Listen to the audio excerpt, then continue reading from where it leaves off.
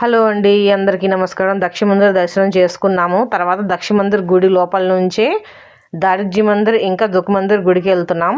గుడి చుట్టూ తిరిగి కూడా వెళ్ళొచ్చండి, కానీ చాలా ట్రాఫిక్ ఉంది. అందుకని గంగాజీ లోపల నుంచి ఇలా సైడ్ మొత్తం ఆ దారి పట్టుకొని లోపలికి వెళ్తే దరిద్ర మందిర్ గుడికి వస్తుంది అనమాట. 5 minutesలో చేరుకుంటాము. ఇక్కడ వంతెన క్రాస్ చేసి గుడి లోపలికి వెళ్ళాలి. చాలా మంది జనం ఉన్నారండి, చూడండి అసలు ఎంత పెద్ద క్యూ అనమాట. వంతెన మీద కూడా అసలు జనం సరిపోవట్లేదు. పెళ్లి హస్బెండ్ నించున్నారండి. నేను గుడి దగ్గరికి వచ్చేసరికి వాళ్ళతో జాయిన్ అయిపోతాను. గుడి ముందు చూసారా పెళ్లి ఇల్లు అని రాసింది, షాదీ కా ఘర్ అని. అలాగే పెళ్లికి అలంకరించారనమాట మొత్తం. అదే దేవుడికి అభిషేకానికి సంబంధించి బాంగు, బిల్వపత్రం, ఇంకా రేగ్గాయలు, ఈ కాయలు అవన్నీ తీసేసుకొని ఇంకా వాళ్ళు వచ్చేసారు. జాయిన్ అయిపోయాం అనమాట. పెళ్ళిళ్ళు ఎలా అలంకరిస్తారో అసలు అలా అలంకరించారండి. అసలు చాలా బాగుంది. ఇంకా దర్శనం చేసుకున్నాము. దర్జీ మందిర్ అండి, ఇక్కడైతే చాలా నమ్ముతారనమాట అందరూ.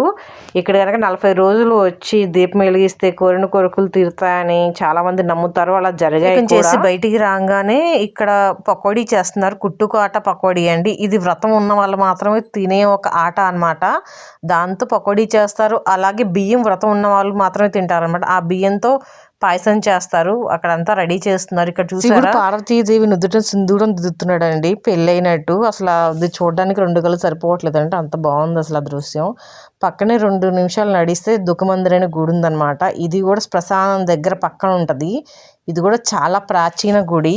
అక్కడ దర్శనం చేసుకునే వాళ్ళు ఖచ్చితంగా ఈ గుడికి వస్తారండి. అసలు గుడి చూసారా అన్ని పూలతో, అసలు నిజమైన పెళ్ళి మనం ఎలా చేసుకుంటే ఎంత ఇల్లు కలకల్లాడిపోతుందో అలా ఉందన్నమాట. గుడి నిండా పూలతో అసలు మంచిగా చాలా బాగా అలంకరించారు. అలా చూస్తూ ఉండాలనిపించింది.